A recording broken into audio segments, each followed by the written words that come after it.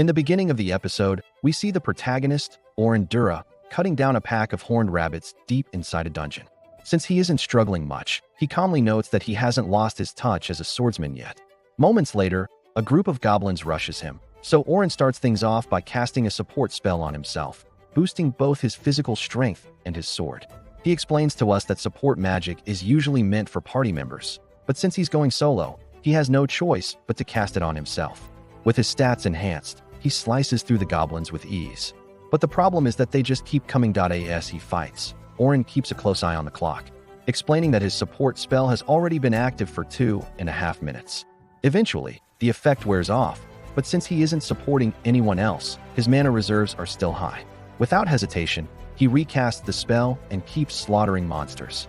He goes on to explain that the duration of support magic depends entirely on a person's magic resistance, and in his case, it lasts exactly 3 minutes. By carefully tracking the timing, Oren keeps refreshing the spell seconds before it expires, all while admitting that an ordinary adventurer like him shouldn't really be acting as a jack of all trades. He then reveals that he used to be an enchanter before being suddenly kicked out of his party. This leads into a flashback from 2 nights earlier, where Oliver, the party leader, approaches Oren along with the rest of the team. At first, Oren assumes it's some kind of bad joke, since he and Oliver are childhood friends who've been together for years. But Oliver coldly tells him that he's endured Oren's incompetence long enough. Annalie and Derek back him up, saying that Oren has only been holding them back. Completely stunned, Oren recalls how 8 years ago, he and Oliver formed the party together from nothing, eventually climbing all the way to S rank. They even earned the title of the Heroes Party after becoming the only group to clear the 94th floor of the Great Southern Dungeon. To Oren, being kicked out feels like losing both children in a divorce. Desperate, Oren begs for another chance and demands to know why Oliver suddenly changed. Oliver explains that during a joint raid a few weeks ago, he saw how insanely powerful the enchanters from other S-rank parties were, and that made them realize just how weak Oren really was. Oren argues back, saying he's originally a swordsman, so of course he can't match full-time enchanters. Even so, he's created his own original magic and contributed plenty. Derek doesn't care, claiming Oren only switched roles because Oliver was better with the sword. Oren denies it, insisting he switched because he had the most aptitude, and that his self-made spells are the reason they survived the deepest dungeon floors. But Oliver shuts it all down, revealing that he's already chosen a replacement enchanter. After apologizing for betraying him, he turns away. With nothing left to say, Oren accepts his fate and leaves in silence, only to be stopped by Annalie, who vents her frustration by calling him a clownish jack of all trades who thinks he can do everything back in the present. Oren admits to himself that she's not wrong. Right now, he's acting as both a swordsman and an enchanter. Still, he vows to master both paths so no one can ever belittle him again. After clearing the floor, he heads toward the teleportation crystal, only to notice a group of adventurers rushing past in a panic. They're arguing about how they abandoned a girl during a fight with orcs. Their leader justifies it by saying she only joined the party that day, so sacrificing her was unavoidable. Hearing this, Oren sees his own situation reflected in hers. Furious, he confronts them, tearing apart their excuses and forcing them to reveal where they left her. The girl turns out to be a young enchanter who's barely holding on by maintaining a weak barrier against the orcs. Crying and begging for help, she watches as her barrier finally shatters. At that exact moment, Oren arrives, blasting the monsters back with a wind spell to create distance. He reinforces himself with support magic and then takes on the orcs alone. His movements are so clean and overwhelming that the girl can't even tell whether he's a swordsman or an enchanter. She's never seen orcs cut down so effortlessly. Once the last monster falls, she collapses to her knees in tears, overwhelmed by the fact that she's still alive. Oren escorts her safely out of the dungeon, but just as he's about to leave, she stops him and asks for his name. She introduces herself as Sophia Clodel, and her surname immediately rings a bell for Oren. He introduces himself in return, but Sophia insists on treating him to dinner as thanks. Despite his refusal, her puppy dog eyes eventually wear him down, and he agrees. She takes him to a shop marked with a rabbit crest, which Oren recognizes as the same symbol on her cape. That's when he realizes she belongs to one of the largest guilds around, the Night Sky Silver Rabbits. Inside, Sophia runs into her older sister, Selma, who's there for a business meeting. Seeing Sophia with a man, Selma immediately jumps to conclusions and scolds her for having a boyfriend. Sophia quickly denies it, but when Selma looks closer, she recognizes Oren. Oren knows her as well, identifying Selma as the leader of the strongest S-rank party in the guild and the most powerful enchanter on the continent. She's also the one who revolutionized party composition by assigning specialized roles, a change Oren secretly resents since it forced him to abandon the sword and become an enchanter. Oren senses Selma's strange expression and asks if she's angry with him. She snaps back, accusing him of going after her little sister. Realizing the misunderstanding, Oren explains that they're only having dinner and that he has no romantic interest in Sophia at all. Somehow, that only makes Selma angrier, as she takes it as an insult toward Sophia. Before things spiral further, Sophia reveals that Oren saved her life. Selma immediately puts the pieces together, realizing Sophia snuck into the dungeon alone against her wishes. Although annoyed, she's relieved that Sophia is safe, forgives her, and makes her promise not to do anything reckless again. She then sincerely thanks Oren and apologizes for her earlier behavior. Over dinner, Selma recalls their time together during the joint raid, where both she and Oren served as enchanters. She admits that his support magic helped tremendously. Sophia, shocked, asks if Oren is someone famous, and Selma casually reveals that he's a former member of the hero's party. When Oren confirms he was kicked out just days ago, Selma immediately realizes he's now a free agent. Seeing her chance, she invites him to join their guild's training expedition the next day.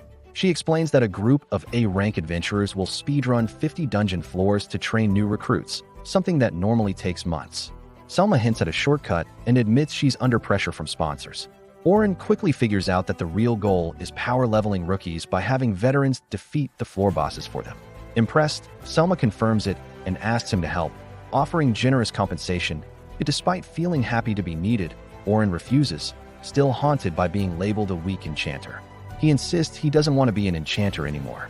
But when Sophia looks up at him and begs for his help, he wavers. He doesn't promise anything, only saying he'll think about it, and clarifies that if he joins, it'll be as a swordsman. Selma is surprised but accepts it, assuming he'll switch roles if things go south. She tells him to come to the Silver Rabbit's headquarters if he decides to join.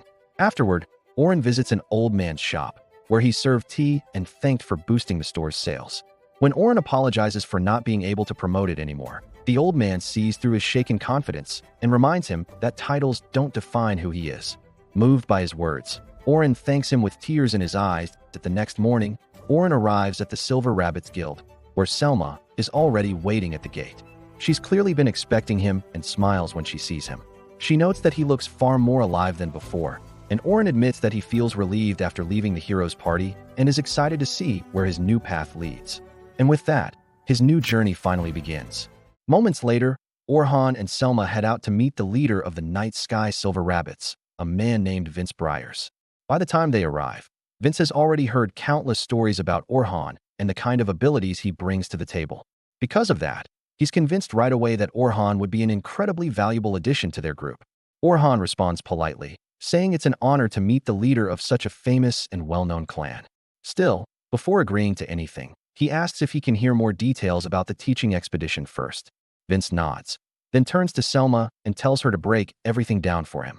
The three of them sit down together, and Selma starts laying it all out in a calm and organized way. As she talks, the scene cuts back to the past. Selma had just found out that Orhan had left the hero party, so she immediately went to report the news to Vince. When Vince heard about it, he was certain the hero party wouldn't be nearly as strong without Orhan around. Selma agreed and explained that Orhan's support magic pushed the party far beyond what they actually deserved. She admits that his magic effects themselves are weaker than average, but his casting speed is absurdly fast, at least 4 times faster than her own. On top of that, his ability to read the battlefield and apply the exact support spell at the perfect moment is what makes him an ideal enchanter. The scene shifts back to the present meeting. By now, Orhan understands the general plan. There will be 10 rookie parties, along with 5 escort members, with Orhan and Selma included among the escorts. The rookie teams will rotate, taking turns fighting monsters inside the dungeon. If anything dangerous or unexpected happens, the escorts will jump in immediately to handle it. Orhan understands most of it, but one thing keeps bothering him. He points out that there are only 5 escorts. Selma responds by saying the goal is to raise the rookies to level 51, and if there were too many escorts, the dungeon would be far too easy. According to her, limiting the number of escorts is meant to keep things challenging so the rookies can grow faster. Even so, Orhan can tell right away that this explanation isn't the whole truth. Still, he decides not to press the issue. Instead, He says he understands and agrees to take part. With that settled, Vince explains the payment. Orhan will receive 2 gold coins up front, and 10 more if the mission is completed successfully. The following day, he arrives at the dungeon entrance where all the students are already gathered. Before long, he runs into Selma and Sophia. When he takes a closer look at Sophia, he notices that her outfit stands out from the others, so he casually compliments her on it. Sophia instantly turns bright red, clearly flustered by his words. Selma sees the reaction and is left completely speechless. A moment later, Selma looks around and realizes many of the students look nervous, tired, and discouraged. Seeing this, she quietly asks Orhan if he can help lift the mood before they head in. Sophia heads back to her party, while Selma brings Orhan over and introduces him to the rest of the escort team. There's Anthem and Bernard, both serving as defenders, and Kathy, who handles healing. Orhan studies them carefully and quickly realizes that they make up a solid and well-balanced group. Even so, he can't help wondering what they would have done if he hadn't joined. His instincts keep telling him something about this mission feels off. But no matter how much he thinks about it, he can't quite put his finger on why. Soon after, Selma steps forward to address the students. Just by looking at their faces, she can tell how tense they are.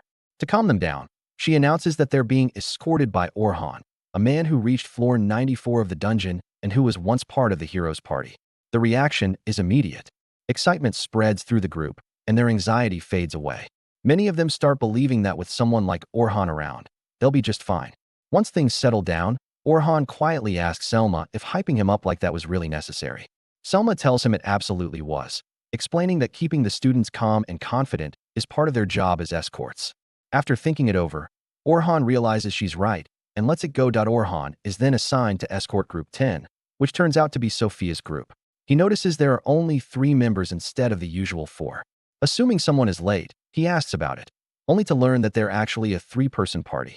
Then the group's leader, Logan, steps forward and confidently introduces himself, boldly claiming that he's a great enchanter and that he'll surpass Selma one day. Orhan immediately picks up on his overwhelming confidence and silently hopes his skills can back up his words.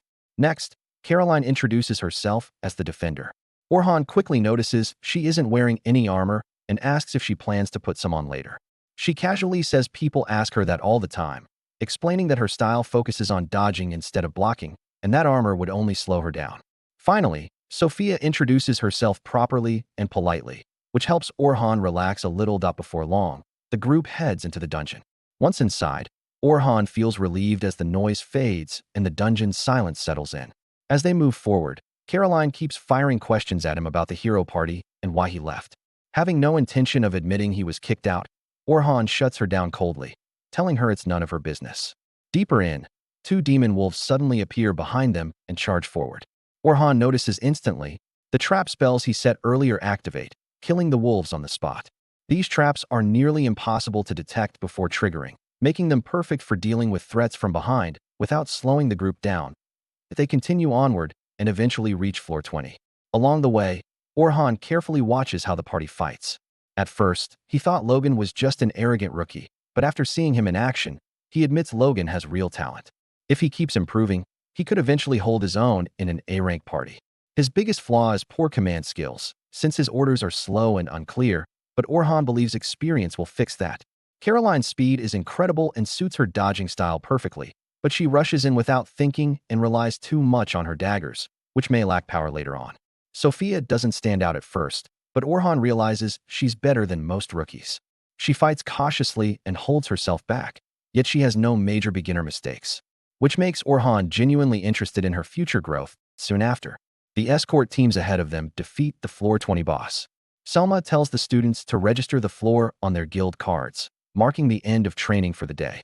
The next morning, Orhan finds a newspaper and learns that the hero party has already found a new enchanter. Realizing his removal is now public, frustration washes over him. He wishes they'd waited until the expedition ended, worrying how the students might see him now. Still, he pushes the thought aside and heads for the dungeon. On the way, he's suddenly stopped by someone familiar. Luna, one of his former party members, begs him to come back. Calm as ever, Orhan refuses. Luna takes his hands and reminds him of their promise to clear the dungeon together. Something inside Orhan snaps. He pulls away and turns his back on her, reminding himself that the dream was shared by Luna, Oliver, and himself back when they were children. Once, he truly wanted the 3 of them to stay together forever. But now, with everything changed, Orhan finally accepts that some dreams are better left behind. On the way there, Orhan can't help but think back to how he was banished from the hero's party. That exact incident is what today's newspaper bluntly called out, which means every new recruit has probably already read it.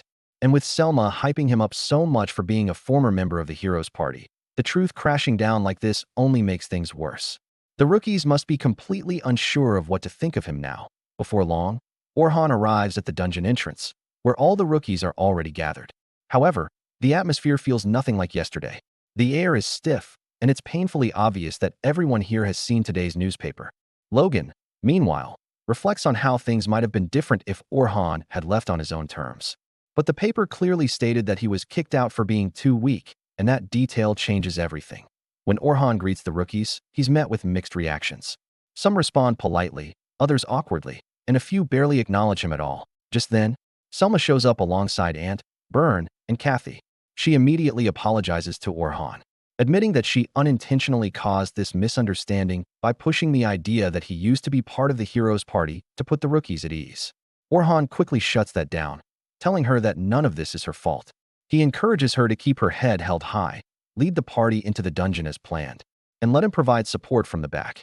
Ant, Byrne, and Kathy chime in as well, saying that whatever happened between Orhan and the hero's party doesn't matter.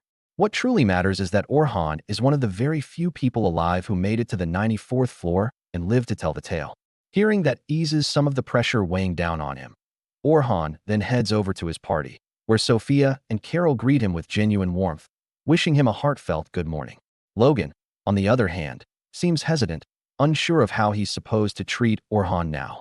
Picking up on the tension, Orhan decides to break the ice himself and asks if they saw today's newspaper. Sophia and Carol admit that they did see it, but brush it off. Logan, however, mentions that he doesn't follow Fox News and directly asks Orhan if what the paper said was true.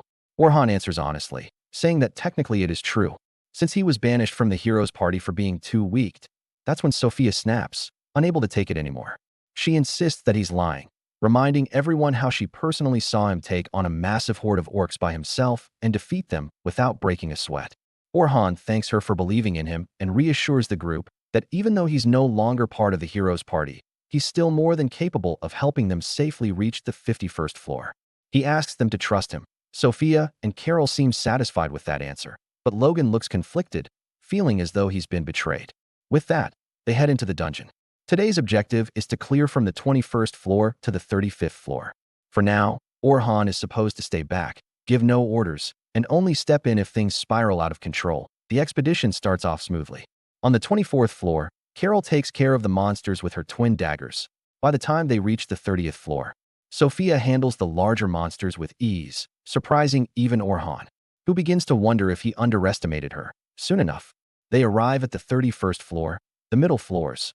This is where guides are expected to step in. Suddenly, he senses a group of goblins nearby and alerts the party to prepare for combat. He also notices a stray orc wandering close by, making the situation trickier. Still, he's confident in the rookie's abilities that he orders Carol to take on the goblins, while instructing Sophia to deal with the orc using long-range magic. Orhan then turns to Logan and tells him to use his support magic. Before Orhan can even finish speaking, Logan has already set up multiple magic circles and begins casting agility spells on Carol. Even so, Logan remains unconvinced, thinking Orhan's commands are obvious and that anyone could have given the same instructions. Suddenly, the situation takes a turn when the orc triggers Sophia's PTSD. She freezes up, panicking and failing to launch an attack. In his panic, Logan looks toward Orhan, questioning what kind of guide he really is. That's when he notices Orhan casually forming a magic sign that drastically reduces the orc's speed. Orhan moves beside Sophia, calmly telling her to take her time, improperly, and remember that she's stronger than an orc. She takes a deep breath, regains her composure, and fires off a massive fireball that completely obliterates the orc. Everyone is left stunned, including Orhan, who had no idea Sophia could use advanced-level magic. Carol rushes over and hugs Sophia, while Orhan praises her for the perfect shot. They continue onward and eventually reach the 35th floor, where they run into a death tarantula. Logan immediately panics, convinced that this is the end. But Sophia and Carol place their full trust in Orhan and wait for his orders. Orhan tells Logan to cast agility up and strength up on Carol, and magic up on Sophia.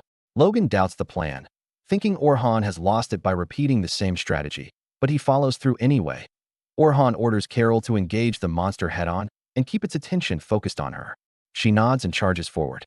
He then instructs Sophia to leap onto the monster and shred its back.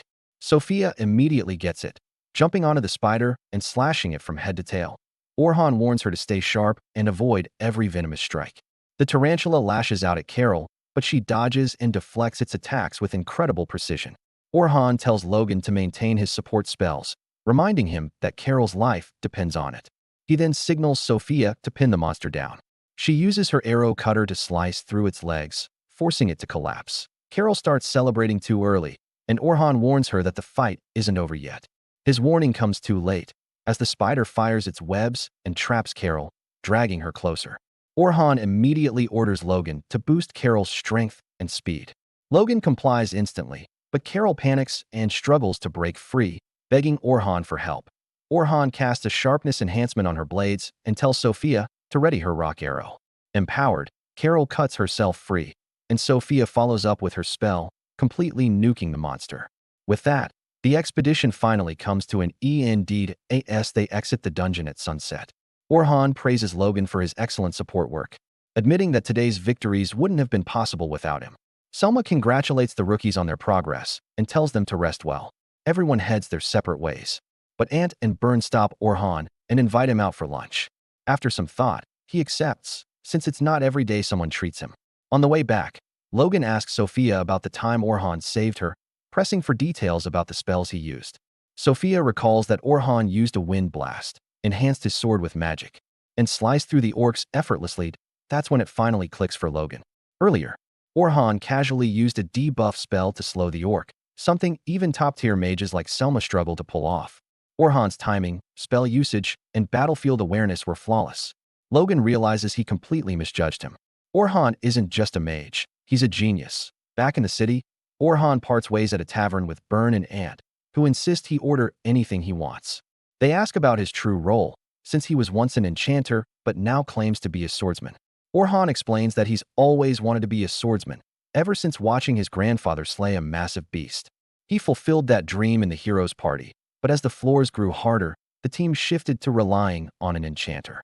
With no one else suitable, Orhan took on the role for the sake of the party. Bitterly, he thinks that the hero's party no longer has what it takes to push further, but decides to leave the past behind. Now, he aims to become a fully self-sufficient swordsman who can conquer even the lower floors alone, unaware that the very next day, the hero's party will cross paths with him in the dungeon he plans to conquer. The next morning, Orhan heads back to the dungeon entrance to take part in the final stretch of the expedition. And the moment he arrives, he is immediately surrounded by the kids, who greet him with visible excitement. Seeing this, Caroline deliberately creates an opening for Sophia, deciding that it's finally time for her to speak up. With a slightly teasing tone, Caroline brings up how nice it would be if they were to receive some kind of reward after successfully completing the expedition. Then, she nudges Sophia in the side, reminding her about how she wanted to formally ask Orhan to join their guild. Sophia gathers her courage and opens her mouth to say it, but before she can get a single word out, Selma suddenly calls out to Orhan from a distance. With an apologetic look, Orhan turns and walks away, leaving Sophia frozen in place, her chance slipping through her fingers for now. As Orhan makes his way towards Selma, he overhears several students chatting excitedly among themselves. They're talking about how the hero party plans to reach the deepest part of the dungeon today and are apparently starting their descent from the 92nd floor. Hearing this makes Orhan stop in his tracks. He can hardly believe how reckless that sounds, especially considering they replaced him with a new member only a few days ago and haven't had any real time to adjust or practice as a team. His chest tightens as he imagines all the ways this could go wrong. But after a brief moment, he exhales and forces himself to calm down, reminding himself that it's no longer his responsibility. Meanwhile, the hero party has already arrived on the 92nd floor of the southern dungeon, accompanied by their brand new recruit, Philly Carpenter. For reasons known only to them, they didn't bother testing their teamwork beforehand. In their defense, though, Philly's credentials are impressive. Just 2 days ago, she was introduced to the group, and it turns out she has already descended as far as the 100th floor of the western dungeon in the past. Because of that, they naturally assume that reaching similar depths in the southern dungeon should be easy with her support. Annalie and Dereric are fully convinced that Philly's support magic will surpass anything Orhan was capable of, and before long, the conversation devolves into them venting about how much they disliked him. Both of them still hold grudges, especially because Orhan never allowed them to throw extravagant parties, despite the massive amount of money sitting untouched in the party's shared account. Listening to this, Philly starts feeling uneasy, as it's painfully obvious that if Orhan hadn't been managing their finances, these two would have already run themselves into the ground. Oliver steps in and tells everyone to cut it out, reminding them that today is supposed to be about welcoming Philly into the party. Right on cue, Luna suddenly barges in, having just learned that Orhan is now participating in the Silver Rabbits expedition. Her shock only deepens when she realizes that the others replaced Orhan without even consulting her. She immediately demands to know why Orhan is no longer with them, and both Dereric and Annalie can barely believe he managed to join such a prestigious guild in such a short time. Still, they brush it off, insisting that it doesn't matter since he's no longer part of their team. At first, Luna assumes Orhan must have left on his own, tired of carrying everyone else. But Dereric proudly declares that they were the ones who kicked him out. Luna is left speechless, stunned by the sheer stupidity of the decision.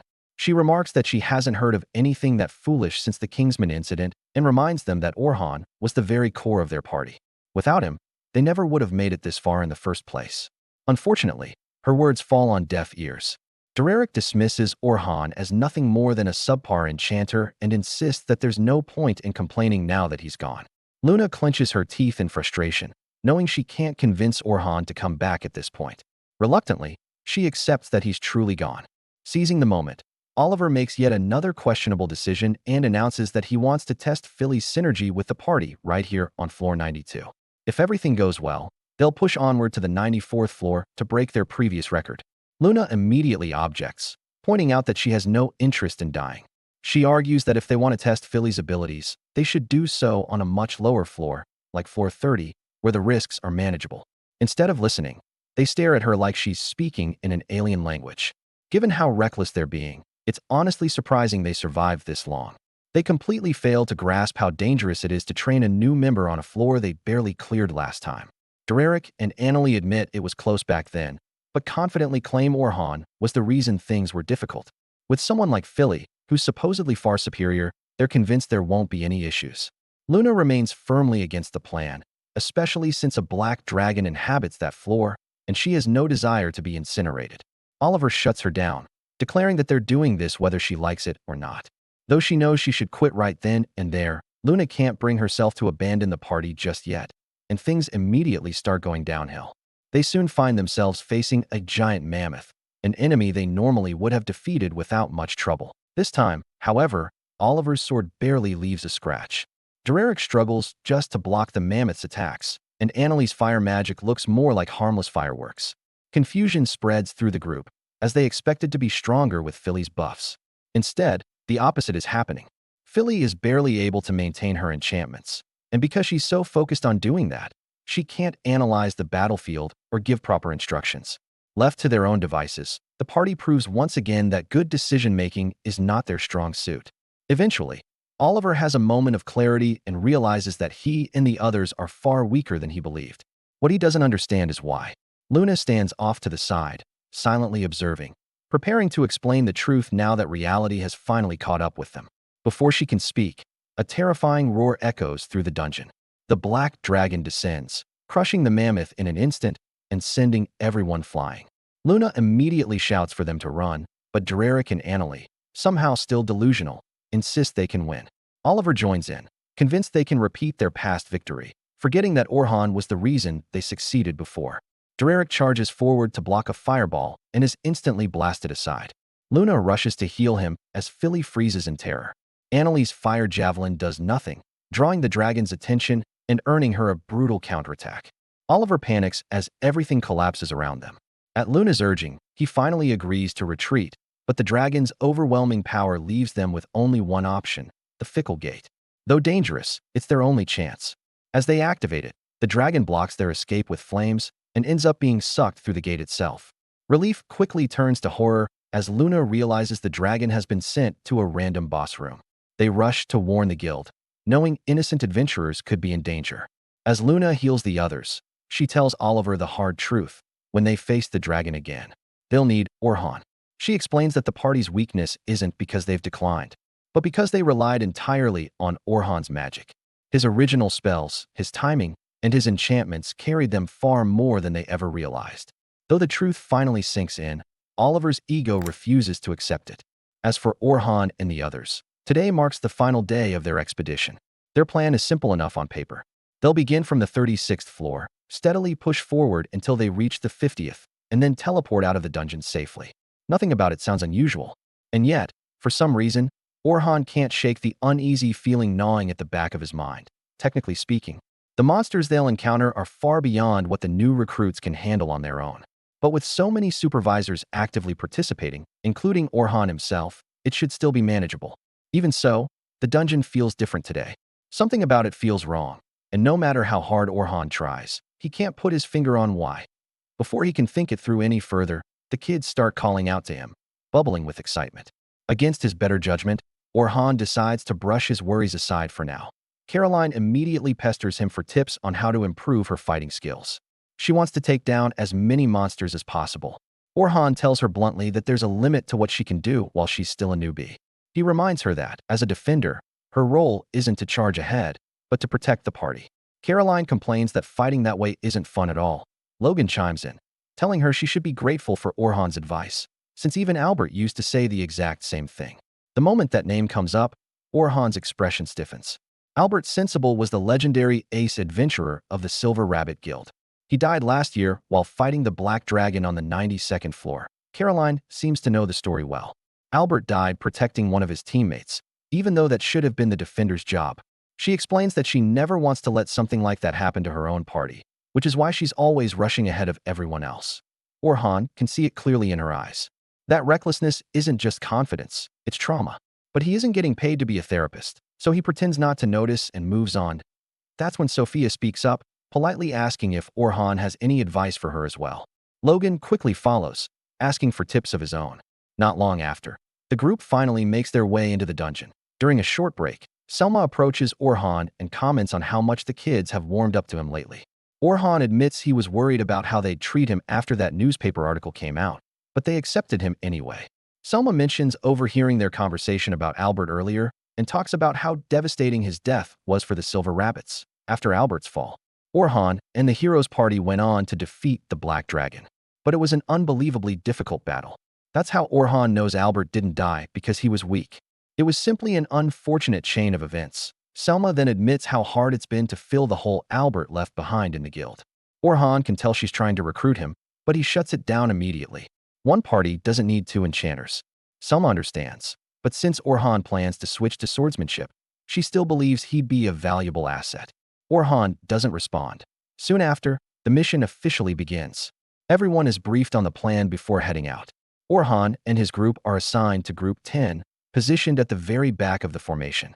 Far from being an insult, that placement means they're considered the most promising members. Sophia admits she's nervous since they're practically on their own back there. Orhan tells her this is necessary experience. Dungeon layouts can be incredibly complex, and if they ever get separated, they'll need to navigate on their own. Logan agrees, but Caroline still hates the idea of getting lost. That's exactly why Orhan emphasizes preparation. Gathering information ahead of time, especially maps, is essential to avoid nasty surprises. Hearing that, Caroline asks Orhan to share what he knows, since he's gone deeper than all of them combined. Orhan sees no harm in it. He explains that the lower floors officially begin around floor 76, and from there on, most of them are ice or snow-themed. The deepest floors don't start until floor 91.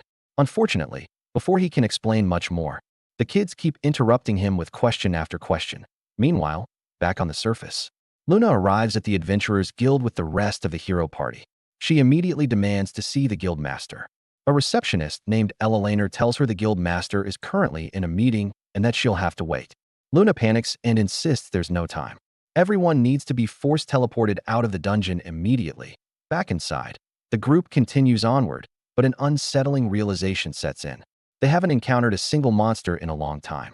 With a room this massive, there should have been plenty. Logan asks if this is normal, but even Orhan has never seen anything like it. It's as if the monsters are afraid of something.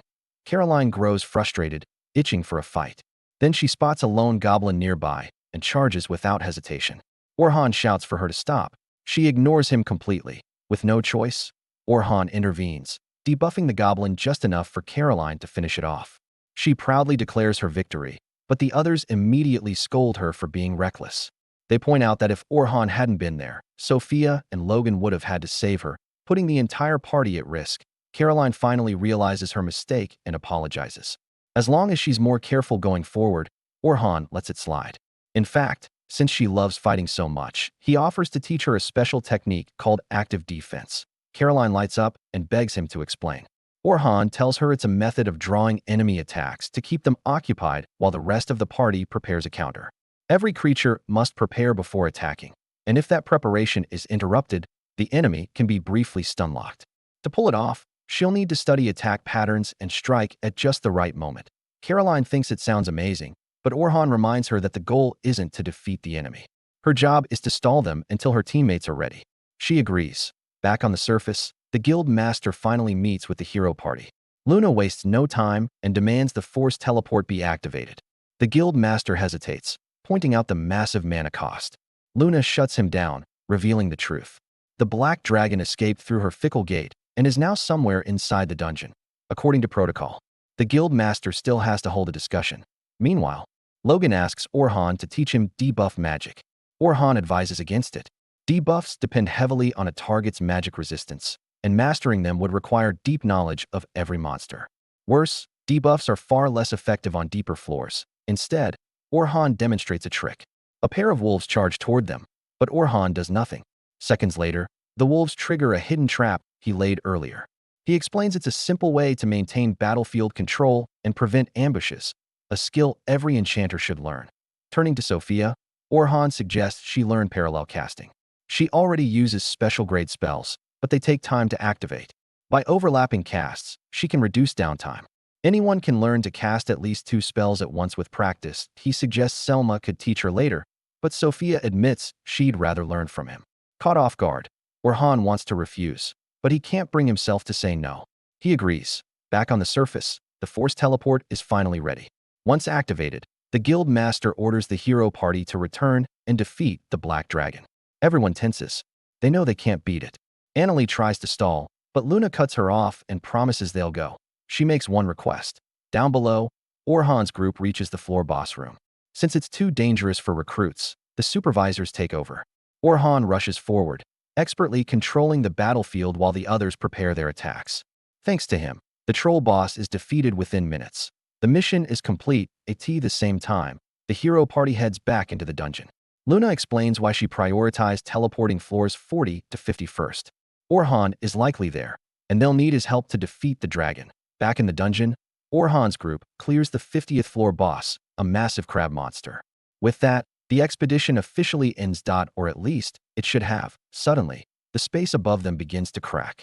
The air warps, and in an instant, the black dragon descends into the room, terrifying everyone present. And that's where episode 5 ends. Subscribe so you don't miss what happens next.